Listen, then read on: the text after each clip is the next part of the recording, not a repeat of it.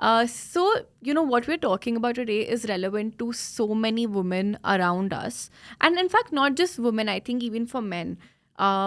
So why don't we start talking about what is physiotherapy? But that's not the case, like from children to like old people, or as we call it in medical terms, pediatrics to geriatrics, physical therapy is required.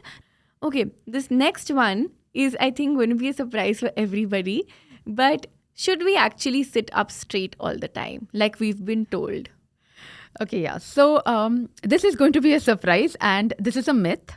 The entire conversation about posture is actually, it started way back in the 1600s. Posture was all about uniformity and discipline. It started in the military, and then slowly from military, it went into the upper echelon of the society.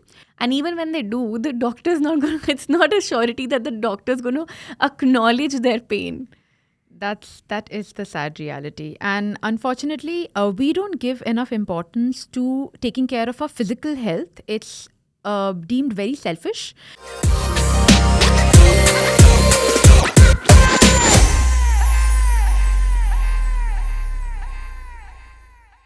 I've heard of so many cases where, post childbirth, women have had chronic backache and it's been there for years. Like, it's not like for 2 years, 3 years, like 10 years, they'll just be struggling with chronic backache and they'll be popping Meftal spas. Meftal MR. And they'll just be popping it thinking that it's fine. They'll get on with their life, work, job. Now I'm sure the kid is also 10, so she has to take care of him too. And it's just like a vicious cycle. Yeah. So, and I think women also spend a lot of time in the kitchen, right? They're always doing something. So they have shoulder pain and cervical pain. What are the ways we can prevent this? So yeah, neck and back pain has been a problem not just for women who are working at home. It's a problem for everybody. Like on a yearly basis, we lose like millions because people take off work because of neck pain, back pain, shoulder pain. And that's money going from the economy, And the sad part is when they go to a doctor, they're usually given painkillers. And we were having a conversation before this where you told me that you were given a painkiller. Yeah. Unfortunately, painkiller is, like a Band-Aid over a bullet hole. Correct. And it doesn't solve the problem. It keeps you as a customer going back to your doctor, and it keeps the pharma companies very happy. Yeah. And strength and conditioning is where a lot of effort comes in, and I think it's a responsibility that needs to be taken from the client side, as well as the doctor needs to be educated enough to either refer you to the specific consultant or to be able to advise you about it. Another problem is that people are really worried about, strengthening their core. At least now everybody knows about their core. But people forget that your spine starts from your neck. Okay. So that's the first part of your core. And people don't train their neck enough. They think that the neck is like some fragile thing which is going to like break into a million pieces if you work out. Yeah, it said no, neck pe bhar mat dalo, neck pe ye mat karo, because it's very sensitive. Yeah. So the neck is sensitive because we have made it sensitive. Imagine if we only eat boiled vegetables all day long and one day we want to eat biryani, our stomach is going to be very sensitive. Yeah. But as Indians, we know that we eat a lot of chaat masala and this and spices and everything, and that is why our stomachs are very resilient. Our neck also needs the variety of exercises, like our diet. It needs strength training, it needs endurance, it needs loading. I always tell people to take the examples of athletes because these are people who are performing at the highest physical capacity that humans can. And when it comes to neck strength, I tell them to look at an F1 driver where they are driving at a speed of 200, 300, 310 kilometer per hour. I think like that's usually one of the highest speed, and they are taking turns at that high speed. So if you go back and you look at videos of them training, they are loading their neck heavily. Okay, they usually put heavy plates of 20, 30 kgs, and then they keep their neck steady against it. I usually tell people that the work that you do is your sport. So you need to train like an athlete. Yeah. If you are training for the work that you do, whether it be sitting and taking care of your family at home, working in the kitchen for a very long time, or sitting 12 to 14 hours in front of your computer screen, working or editing or getting into meetings, or you're traveling all the time, that is your sport. You have to train according to your sport. And if you're not able to train, you're having pain, please go meet a physical therapist. Please get into strength and conditioning. Your medications are not going to help you at the last moment when you are weak. And I think one of the reasons we have a very weak generation now, constantly suffering with aches and pains, is because everybody is just popping a pill and thinking that that's going to make things better. Taking the easy way out, basically, not understanding the problem from the root cause. And I think this is why very early on, like in 20s, people are having backaches and migraines and, just chronic diseases, which I think our grandparents had it in their 60s, 70s, maybe 80s. I think my grandfather, he had severe backache, but he was 94. So at 94, you can imagine that he would have, but not at 24, 25, right? Correct. Our generation is facing this at 24. Could long working hours be a reason, or is it just that, we've not trained us back for long working hours? So I would again repeat what I had told previously. It's a biopsychosocial model. So we, especially the people in our 20s and their 30s now, we have come into a generation where it's normalized to work for 12 to 14 hours sitting in front of the system. We are told to hustle. We are told to work 70 hours a week. And we are told to not move. We are not told to take care of our mental health. We are told that it is going to be this hard and we need to go through it and we don't need to whine about it. And I think that is one of the major causes of the pain. First, we are weak. We don't have time to go to the gym, to take care of our strength, to take care of our conditioning. We are not even able to take breaks from work. People don't get to go to the restroom or go drink water, let alone get up and do a few stretches, which I tell a lot of my clients, just do some stretches on your chair while taking a meeting, or just get up from your chair and do some stretches. But people don't get time for that. And on top of that, people have really bad lifestyles, okay? Because of the intense stress, people get into a lot of habits which deteriorates their health. Like people get into smoking, people get into constant drinking, and it's moved away from social drinking now. And it's an escape. Exactly, it's an escape. And after that, people don't sleep well, and then the cycle starts again. So it's many things. It's lack of recovery, which is the first major reason. Not enough proper nutrition, poor health, not enough sleep. On top of that, lack of strength and conditioning, where people are not trained to take care of their back, or they do not know what exercises to do that will help them sit for a very long period of time. Everybody is exercising like a bodybuilder. So, or they are exercising to become a runner. There is no in between. And I don't think that any of us is getting into bodybuilding. So why don't you just adapt the exercise as per what you need? So strength and conditioning, lack of recovery, as well as poor mental health. I think all of these things are plaguing the new generation, the Gen Z right now. The Gen Zs. I mean, I'm a millennial. I think I'm already affected by it. So I'm guilty of a lot of things that you mentioned, being part of the hustle culture. Because I remember this time when I was telling you about it, I had really bad backache.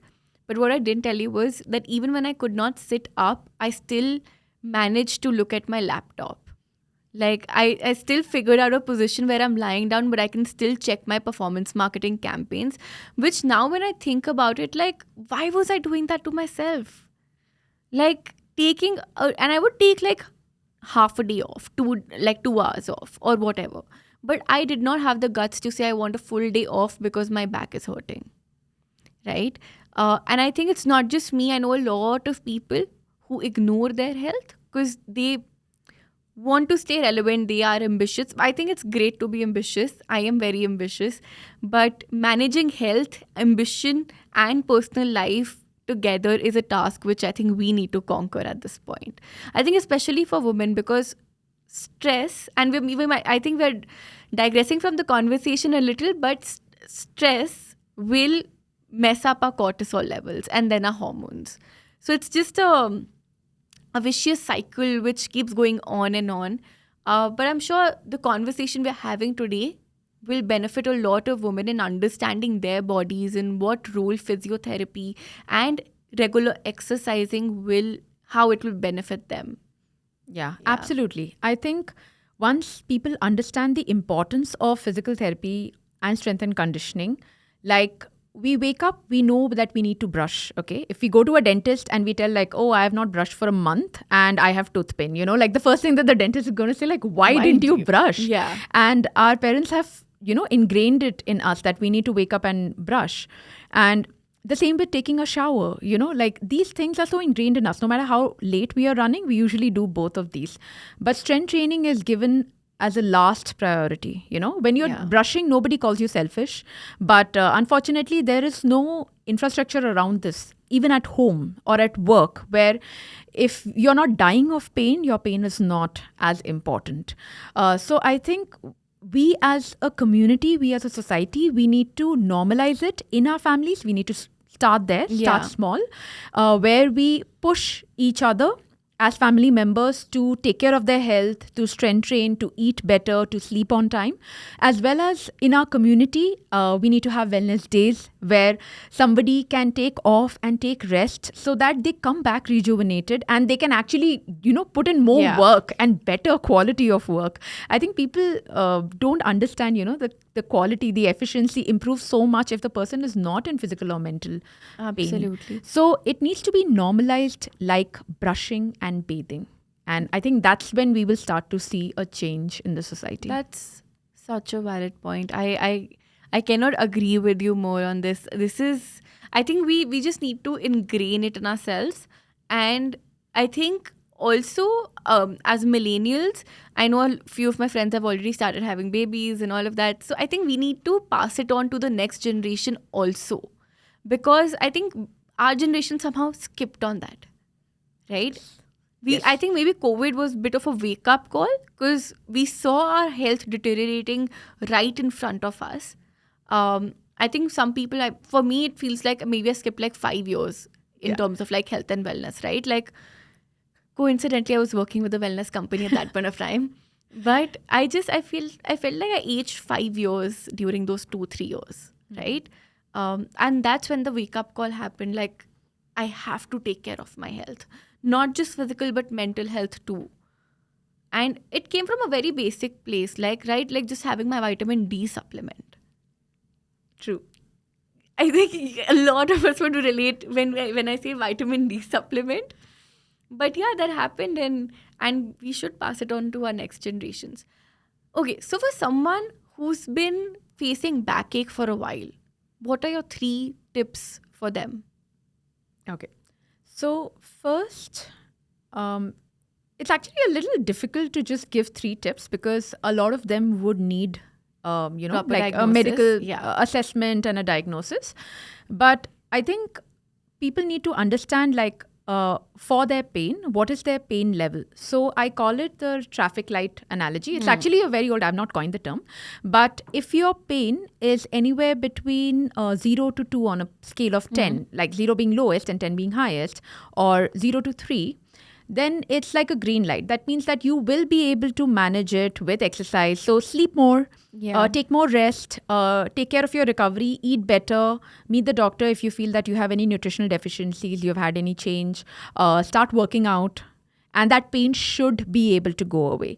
Then if you have a pain between like 4 to 6, which is orange light, where you stop, you wait, you see, okay, that is when your pain is a little higher. So you need to be cautious and you probably need to meet a doctor. And red is like you need to stop whatever you're doing at that point, which is 7 and higher pain, 7 to 10, which is very, very severe. You cannot continue with your work with that pain. That's when you absolutely need to go and meet a doctor. Because there are a lot of back pains which can resolve just by themselves. As I told you, nutrition, hydration, get some time, like outdoors, improve your health, and sleep enough and reduce stress. I think that reduces a lot of the pain. So understand which category you fall in the pain level. And at any time, if you feel like your pain is getting worse or it's really bad, or in special cases, like you've had an injury, you've had an accident, and since then you've developed the pain, you should definitely go and meet a doctor and get Okay. it checked. And please start with physiotherapy as well, because Yeah. usually people take medication and then it's just like, a recipe for disaster, because the pain is going to come back with a vengeance. Yeah, I'm sure, because a lot of people, even when they start physiotherapy, they'll go for 2 sessions, 3 sessions, and then they'll just lose interest, or like not have time to follow up, or like if your physiotherapist is giving you exercises to go home and follow those, you will not eventually do it. And I'm sorry, but I'm guilty of that. I've done that in the past. That is the look on my face, and you know it. I've done that in the past, because I would just be like, yeah, I'll do it, and then I would forget it, honestly. But yeah, being regular with physiotherapy, how does one do that? Stay motivated. And I know that saying it is very easy. If there is something in life that you want to achieve, like you could be playing tennis, or you may be a runner, something that you need to do physically on a very regular basis, that will give you the right motivation to get better faster.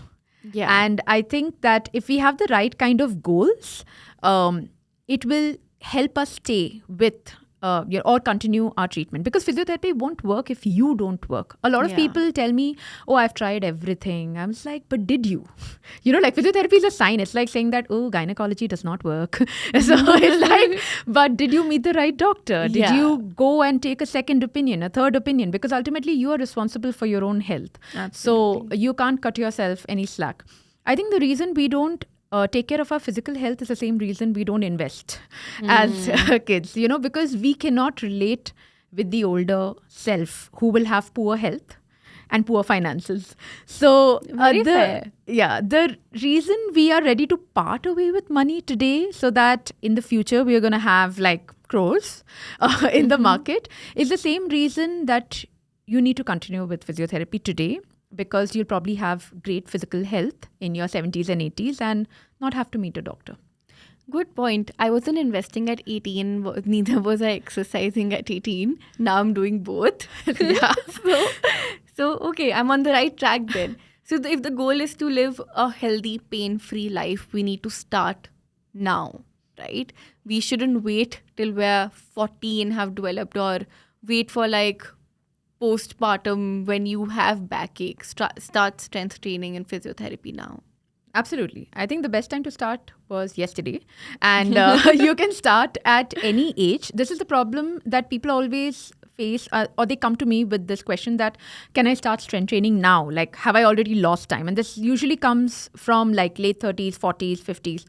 And I'm like, what are you even talking about? Like Fauja Singh is running, he's 105 years old. Yeah. Like, you think that you start now, you'll not reach there. I take care of a lot of geriatric athletes. I take care of a lady who was 76-year-old. She was a shot put player, and she started training when she was in her late 40s. Oh, wow. So I have seen and another lady who is in her 80s, and she does long jump, triple jump. Like, she always comes and meets us, and like with such vigor, and she's so fit.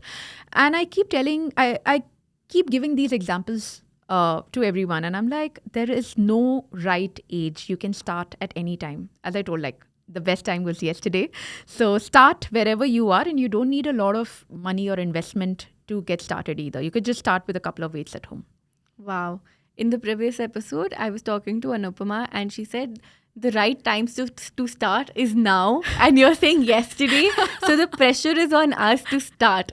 I mean, I don't have a time machine, but like, start now is the best I can say. But no, very fascinating, by the way. I've seen a lot of Instagram influencers who are fitness influencers. They started working out at, like, not when they were 18, but they picked up strength training in their 30s. And they're so fit and they live such a healthy life. It's amazing to see that. And it's also inspiring to see that. Because as someone who's in her late 20s, and during my mid-20s, when I was 25, I felt like I was very, very unhealthy and I was overworking myself. I was not taking out enough time for workouts and my diet, and just not focusing on the 3 things that you said: sleep, nutrition, and movement. I wasn't focusing on that.